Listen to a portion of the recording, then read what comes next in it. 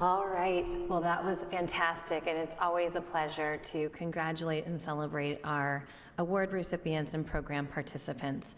So we are ready to move on to the next part of our program.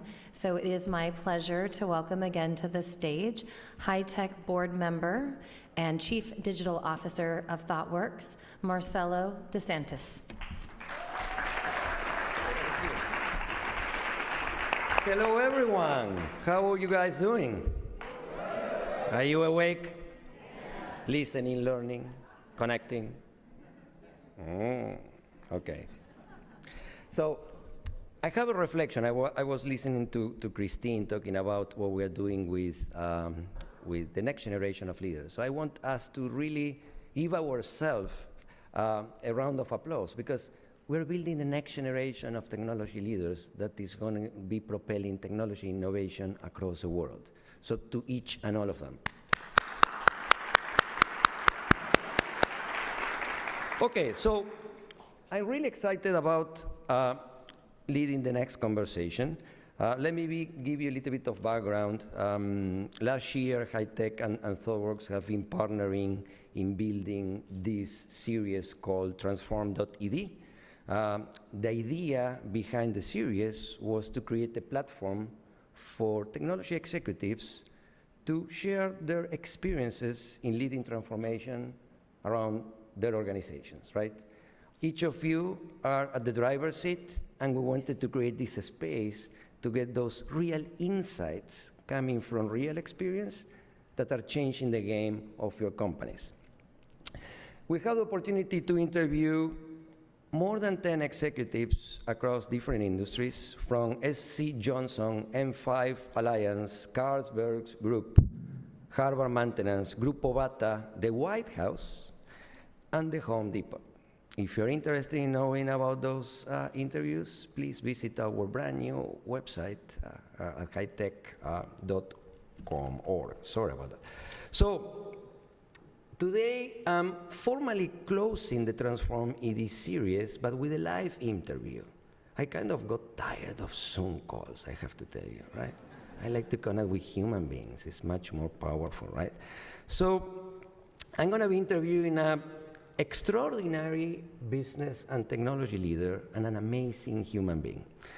Gabriela Cadenas, Senior Vice President, Digital and Technology for Heineken Americas.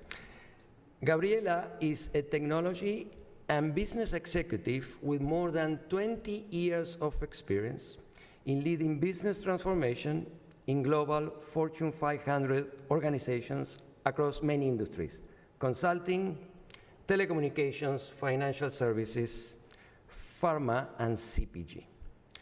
Gabriela strongly believes in the power of cultivating a collaborative team culture and has a proven record for leading a strategic technology innovation to grow the top and bottom line of her organization.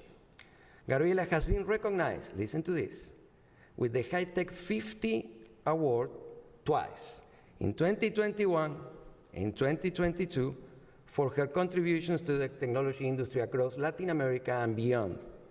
She has also been nominated for the High-Tech 100 this year. So please join me in welcoming Gabriela Cadenas.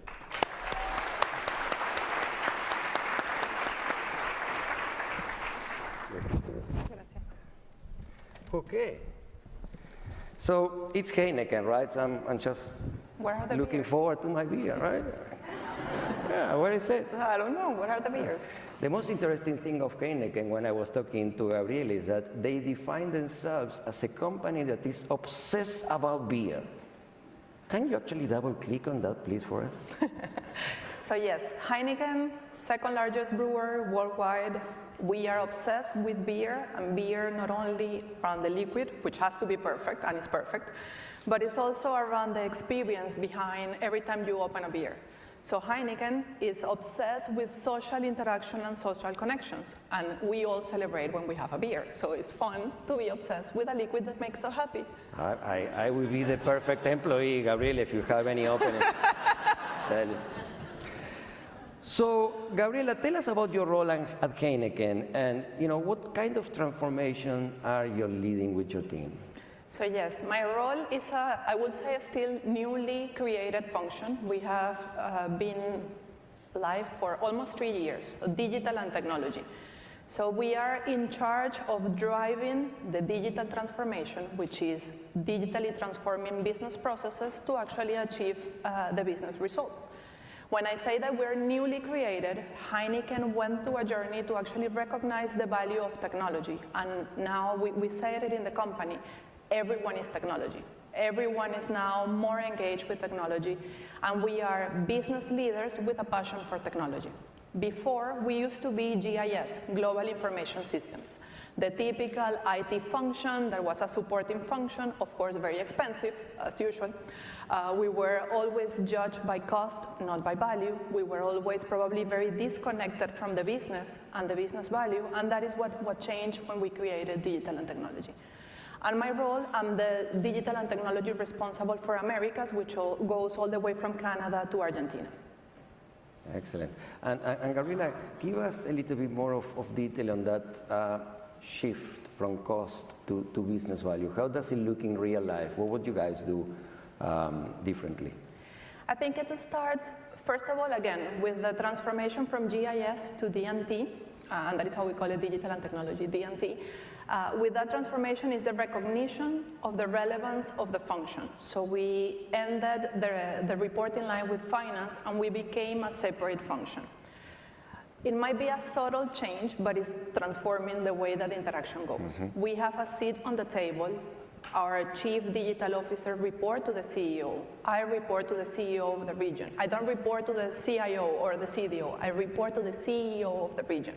I am a business leader that have a responsibility to drive the change of the company. And that, at the end, is we are exposed to different level of conversations that we were never before. So we stop the relationship around being an order taker, what you need, and I will deliver it for you. And by the way, it's very costly. And I am not so sure how you're going to use it, but this is what you need. That was a little bit the relationship before. Now it's more around understanding the business process and the value that we can achieve through technology, and then we enable that. So our conversation is no longer around cost, it's more around value. And it's actually interesting to see that we are the only function in Heineken that is growing in cost. So our percentage of our revenue is growing constantly, and we, the company, believe that it's going to continue that way. If we want to digitally transform the company, and if we want to remain competitive, costs are going to come. But what we need to ensure is that we deliver the goods, and the value is actually captured in the whole organization. Wow. Well, what a shift, right? I mean, a value-driven technology organization led by a business leader like you. So, Gabriela, you and me been in the CPG industry for quite a long time, and we know it's a very complex value chain, and there is a lot of investment on brand marketing. You are a very powerful brand. I was in the F1 competition, and I sent you a picture of me drinking your beer. Right? You owe me one. And those were the 24 hours. Oh, yeah. Oh, I'm just saying. Amazing, amazing. So where are you seeing technology transforming the CPG industry in overall, right? Above and beyond Heineken? I think it goes all the way, Marcelo. I think that is consumers are demanding different type of services. It's not only the product that they want to consume, it's also they want to understand everything that happens for me to consume my product. So they want to understand the carbon footprint that we have. They want to know where the seeds of the malt are coming, and they want to know everything. So we need to transform that way, and the way that we engage and communicate. Now more than ever, and we as consumers, we're realizing that sustainability is an important piece. Before it used to be a nice to have, now it's an important piece. We need to be sustainable for the future. We need to make the planet a better place. So technology is transforming that way. But as I mentioned, consumer is demanding, and we need to change all the processes that we have behind. So we have different technologies that we see in the relationship with the customer, because the customer is no longer a transactional relationship. They want more behind it. So how do we transform on real-time insights for them to continue growing their business? How do we provide upfront information for them to continue accelerating the journey? And then how do we also equip them, educate them to continue not only on our relationship but also in the future? Then if you also look to perhaps transportation, also how do you equip better your truck driver? How do you ensure that they have the proper working hours, that they have the tools that can actually support, do a better job? And then we also can avoid some of the extra time that they have. So I think it's transforming the full value chain. Opportunities are there, but it has to be a journey that we do jointly with the business, because at the end it's value, again, business value driven type of decisions that are enabled by technology, but most importantly by data. And probably if I use Heineken as an example, data is not our strongest point, because we are a very fragmented company with multiple sources of information. I believe I mentioned it to you, we have more than 45 different ERPs, something that I'm not proud of at all. And you can only imagine how difficult it is to connect. But at the end, that is our duty here to make it easy for people to continue transforming what we deliver for. Wow, you took on the challenge. So Gabriela, you mentioned two things. I just want to double click on those. You mentioned education, right? And then I was thinking, when you were describing the size of your transformation, many different stakeholders, how do you drive change? Because, technology is one part of the equation, the other part is making people work and behave and lead and do things differently. I think that there are multiple answers to that question. First of all, it's around strategic priorities. So for our company, our transformation became a strategic pillar. So it's not only for us as a function, it's for everyone. So we want to become the best connected brewer. And that is our mantra, and that is what we're aiming for. When we say best connected brewer, it's not an IT thing. The only word there is connected, that you could say is technology, but we want to be the best brewer, and it's connected not only internally but also externally. So that is the first thing. It's a belief that we have all the way down to the bottom of the organization. Then the second that we started doing, it was around education. And that is something that we tend to minimize. We technology people, we tend to talk our own language that is very complicated for business people to actually understand. And when we were saying data-driven and artificial intelligence and whatever, business, they don't understand what we're talking about. So we invested a lot of time during COVID upskilling everyone. First of all, D&T people, but also the business, for them to understand what is the difference between reporting and dashboards and advanced analytics. What is the difference between a regular, we call it the distribution, physical distribution versus an omni-channel? What is an omni-channel? And for them to actually be able to understand. So we build the foundation for the full organization to understand, because again, we believe that everyone is technology. And then it's around the behaviors of the company that I'm also very proud. So we have 5 values that they have been around for more than 50 years, are the same values, but we have 8 different behaviors. And there are 2 that we use a lot. One is around consumer-led mindset, and when we say consumer, it could be the consumer that is drinking our beers, but it's also the user that is benefiting for the service. So we are super focused on the consumer. So we need to understand what they need and what they want for us to offer a service. And then the second one is learn, share, reapply. I mean, speed is our enemy and our best currency at the same time. So the only way that we can do more and what we can do faster is stealing with pride. So we have presence and operations in more than 80 countries. Just pick up the phone, do a Teams or whatever, and try to learn how others are doing. And also be humble enough to actually reach out, not to the competition, but reach out to other companies and industries, because at the end we're all facing the same type of problem. So can we learn from others, share and reapply? That is also something that we do very good. Excellent, excellent. There is a lot of education and also evangelism that you do within your organization. Did you ever find yourself trying to help people to understand the new technology and finding on the other side, I would say, a reluctance to learn or Plenty. We started playing around with artificial intelligence for some processes, looking for efficiencies and looking for cost opportunities. And there has been a reluctance to see the results, and especially we have one that we joke around. This is the first year that we're going to believe the model rather than the collective knowledge. But we have been doing around optimization of our ATL, BTL, so all the investments in marketing. And as you mentioned, we are a marketing company at the end. Our brand is super powerful. The model has been live for 3 years, and we have only been accepting 20-25% of the benefits that the model says because, of course, my knowledge, my experience is better than that.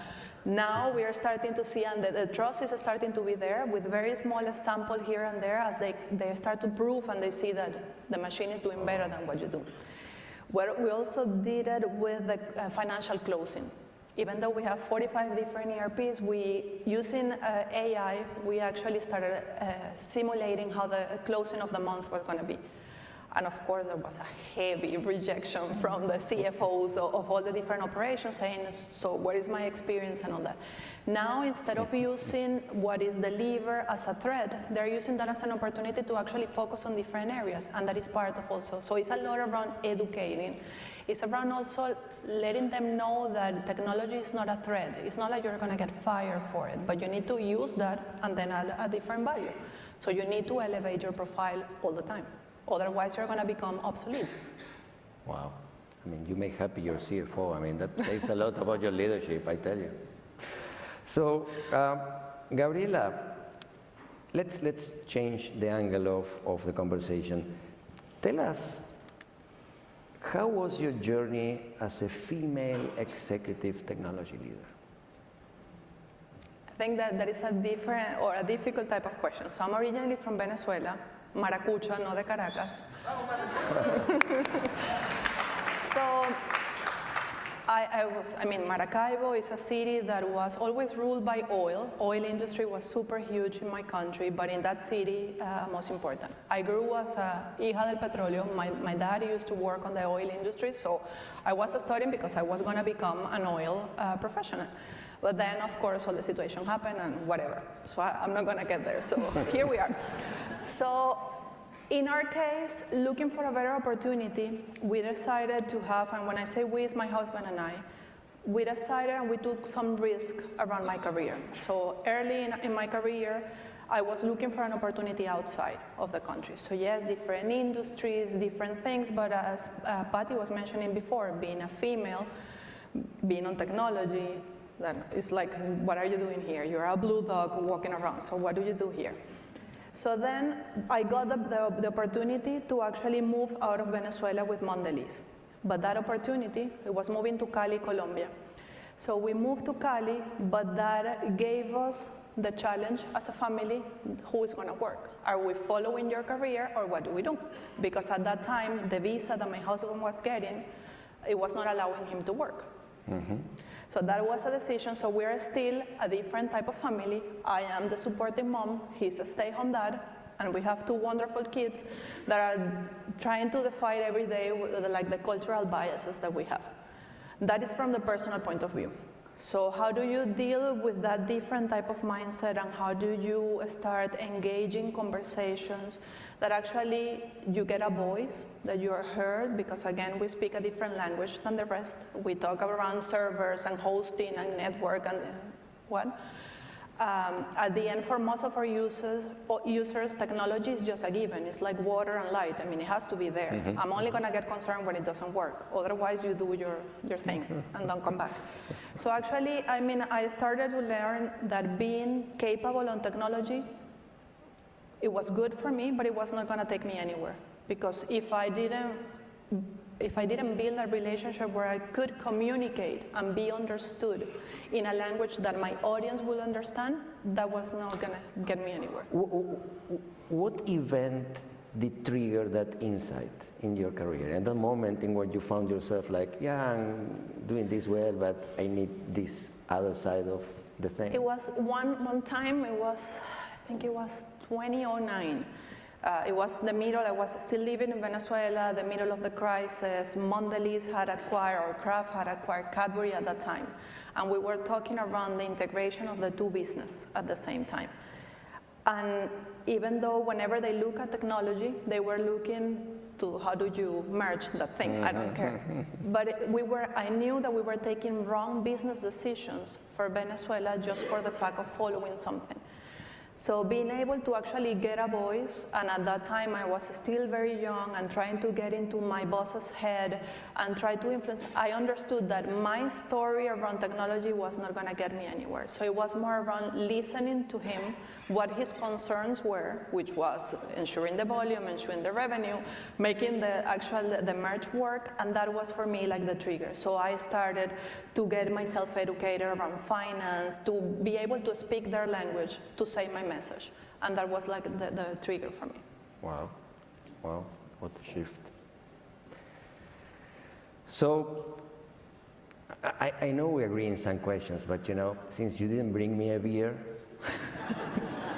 I'm not gonna play nice. So I found a picture of you in a publication. With a beer?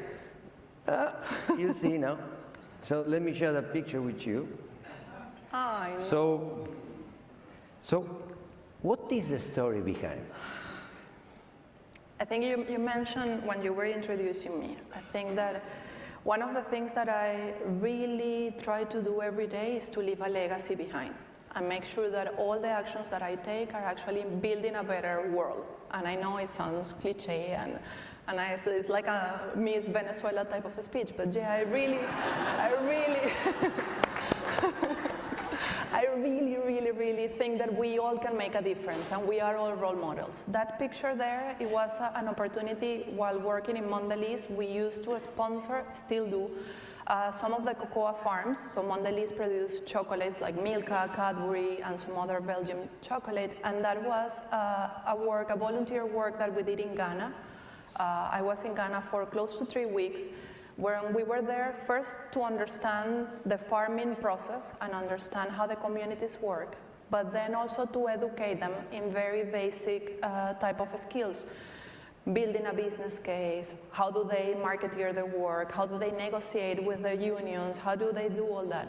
And then we did some additional work with female communities because everything is around the farming processes there in Ghana. Ghana is the second largest cocoa producer in the world. Everything is around the cocoa, but then what else can the females do? And we ended up learning in the preparation to get there that once you do the cocoa, of course, we use the lip balm and we use the soap, but there are so many other things that you could do with all the materials. So we taught the females what to do beyond the cocoa extraction. So that was the work that is there. Wow. Gabriela.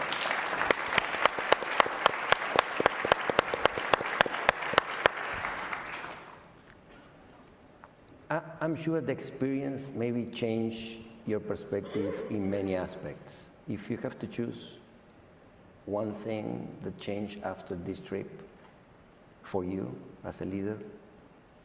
I think that live in the present, and that is something that I try to remind myself, and especially when I was there, it was crazy the amount of poverty. I mean, basic things that we know that we have, like light, like running water, those are things that are for granted, as I just mentioned. They didn't have that.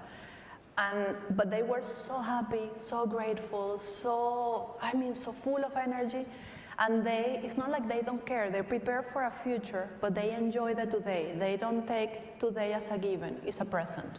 So I try to bring that to my kids every day, enjoy the present, because I think that we live in a moment that I'm here, sitting here, and I'm thinking around what I'm doing next year and the thing that...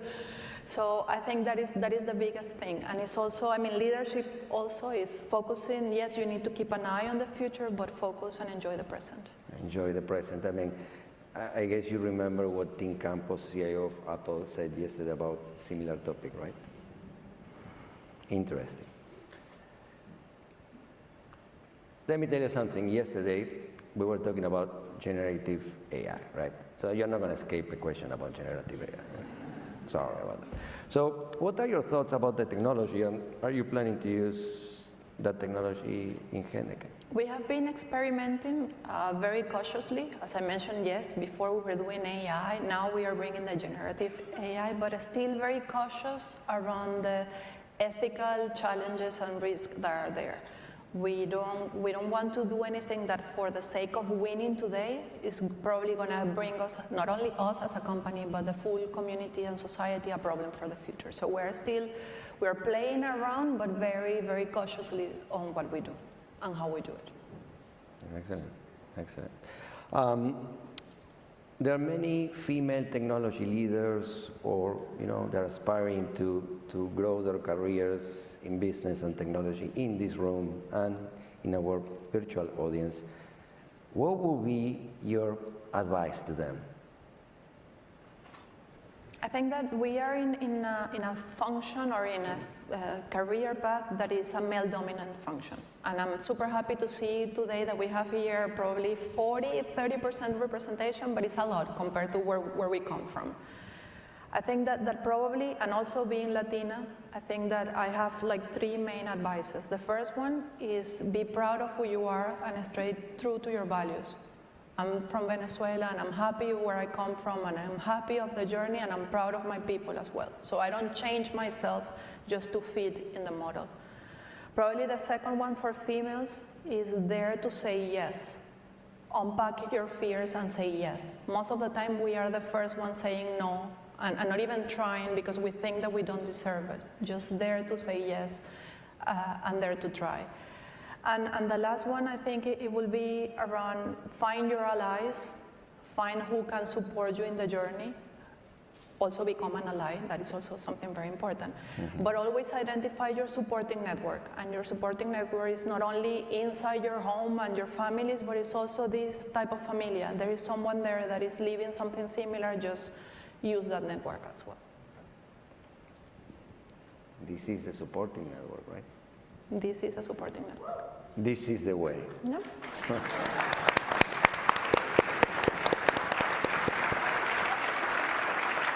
So, see, since I'm still angry you didn't bring the beer, I'm going to have another, one of those games I do with people. And they're nice games. I'm not a bad person. You know me from many, many years. So I'm going to ask you to close your eyes. Oh my God. Oh my God. Wait, you didn't see anything yet. You're closing your eyes and you're thinking in 20 years from now, there is your picture at the cover of the Time magazine. Oh my God. 20 years from now, right? And I want you to tell me, what's the title of the cover magazine? What's the picture? And what's the story all about? The picture too? The picture, yeah. Tell me, what picture do you see? What title? And what's the story in the magazine? I think it will be, again, since I'm very focused around leaving a legacy behind, I think it will be probably a supporting network behind me. Probably more around breaking biases and bringing people along the journey. So probably that will be the story of success behind it.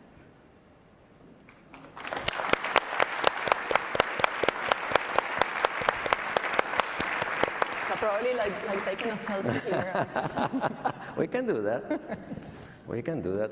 So, listen, I think we have 9 minutes. I think we are ready for maybe opening for questions from the audience. And do we still have the microphones? Yes, we do. So, who's going to be the best brave high-techer to ask a question to Gabriela Cadenas? I'm sure you have many. Hello. Good afternoon, everyone. My name is Jose Blanco. I'm from Maracaibo, Venezuela.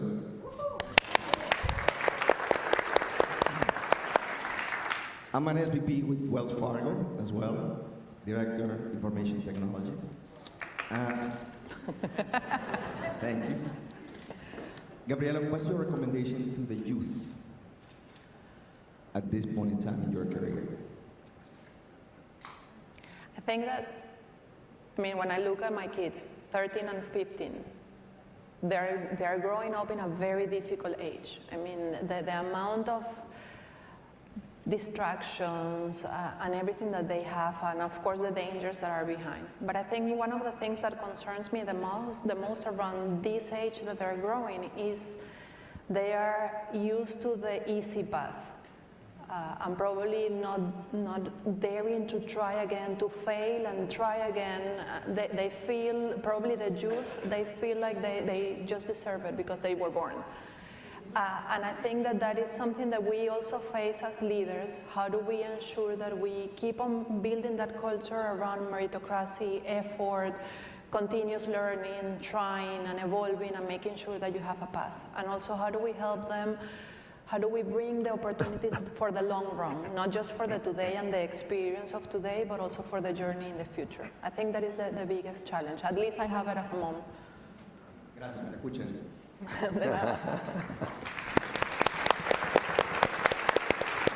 Next one.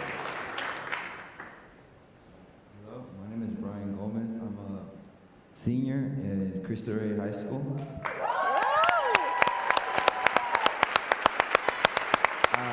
I intern at HV, and one question I had is, what advice would you give for a senior that's kind of getting into the real world, and what to expect when entering a different environment?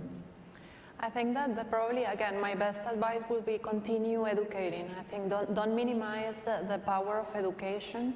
And education doesn't mean go to school and only educate. You can educate from a conversation here. It's invest the time, the curiosity.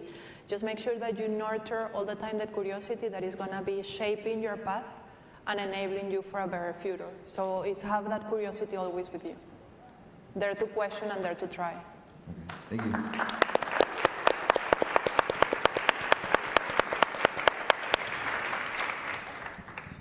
Any other questions? I do have one. Oh my God. I tell you where I struggled when I was in CPG industry, which is relationship with the CMO. How is the relationship with the CMO for you? How did you manage that? It's a difficult journey because, of course, they know better, or they think that they know better, and there is no They experience. think they know better. Did you get that? Historically, they have been the ones knowing and understanding the consumer, and that has given them a privileged advantage growing in the career. Now that we have data, we have tools, we have different, so it's actually building the trust first to ensure that the story that we have to share is as good as the one that they have. That is the beginning, and then our story in some cases is even better to the collective experience that they have. So for me, it's a lot around relationship, it's a lot around partnership and working together. It's not you or I, it's you and I, and we can do it together. And if we bring that knowledge together, it's better for the consumer at the end. Okay, so you're putting the consumer at the center of the Exactly. conversation. Very smart, very smart. Follow-up question on that one is, you are innovating, with consumers. Do you really grab ideas from startups, maybe, or how do you do that, Gabriela? We do, because historically, again, we are a marketing company. We are very close to our consumers, and we have a lot of data, but we were not using it. So we started trying to get closer to that consumer. It's not around knowing that Marcelo likes this beer or the other, but it's also using Marcelo to help us shape the future. So we started gathering with some startups, especially on sustainability, for us to understand, because what we were hearing from the consumers, they want a more sustainable product. That is, of course, the sustainability around circularity, returnability, and all those things, but it's also that it's good for me. And beer could be good for you, but if you drink too much, it's not that. So how do we start learning and leveraging some of the partnerships that we have with the startups to understand what is the relevance that they want to know from our product, what are the different characteristics or features that they want in a beer that is around local, low alcohol, not too much of a bitter flavor. Those type of things is understanding, and that is the power that we have from some of the startups that we have. Again, because our internal data was hard to actually collect and get some insights out of it, so we partner with some other startups that actually started showing the path. Excellent, excellent. Yes, question here. Question, but no mic. Okay, now, thank you. My question is, I love, well, Christina Schneider from Microsoft, proudly first-generation American with Colombian roots. So my question is, I really love the visualization of your legacy with your Time magazine, right? And I think Can a you lot get your of us mic closer? Oh, sure. Thank you. That I loved your legacy that you described of wanting to break biases and sort of seeing that in the future. And I think probably many of us in the room can share in that aspiration. My question for you would be, what sort of things do you think it's important to do today and in the future to actually get to that legacy that you described, right? I mean, what are some of the actions that are top of mind for you that we can perhaps take away and build off of? I think that one of the things, and I'm not good at it, is around showcasing what we do.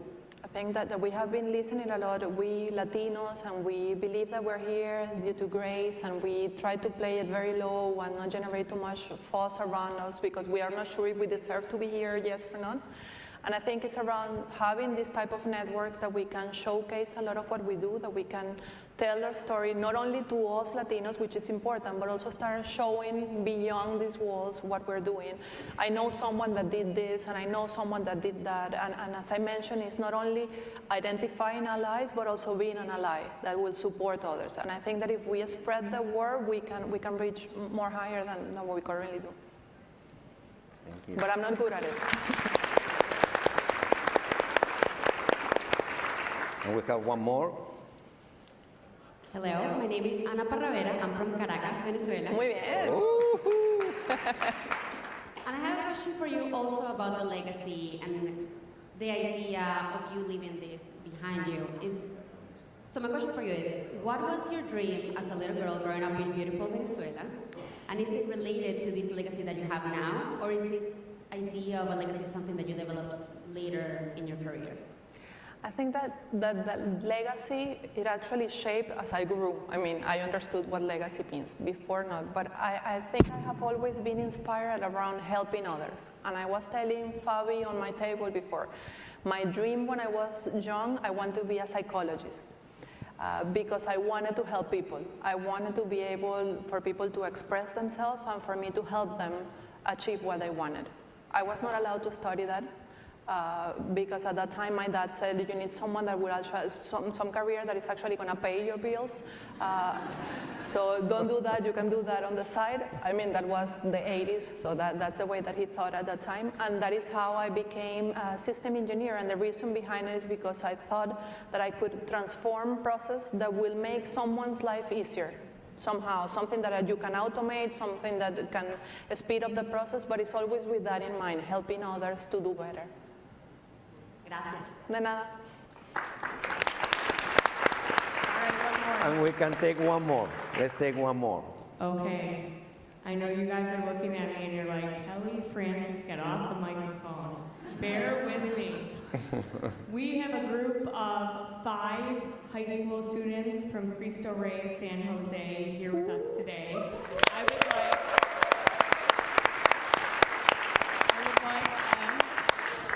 okay. Thank you. So, these students, Andrea Cuevas is placed at Cisco, one of our partners. Thank you, Cisco. Brian Gomez is with HP. Cesar Sanchez is at Deloitte. Thank you, Deloitte. Denise Guzman at Cisco. Jose Guadalupe Cardona Chavez at Ernst & Young. Thank you. And a special thank you to our 2 program leads and our points of contact, Shruti and Celeste. For those of you who didn't get the chance to hear me speak yesterday, the foundation is in a wonderful period of growth. And the thought is how we can increase our impact and have more potential. And looking at the Cristo Rey network and the Cristo Rey relationships that reside in many of the members here in this room is one way. What really resonated with me was this idea of legacy. And I'm a mother of 2 young boys, and I always think about, you know, what will it look like, or how will they talk about me if I were to have passed away, which, no, morbid, no, I know. But I'd like to hear, like, what you think people would say about you, or what your hope is that will be left, and to keep people talking. Ay, qué difícil. I think that I would like probably not to be remembered by the things that I did, but probably by the things that I made others do. I think that I'm not looking to be recognized myself. I want that that legacy actually speaks for itself. Thank you.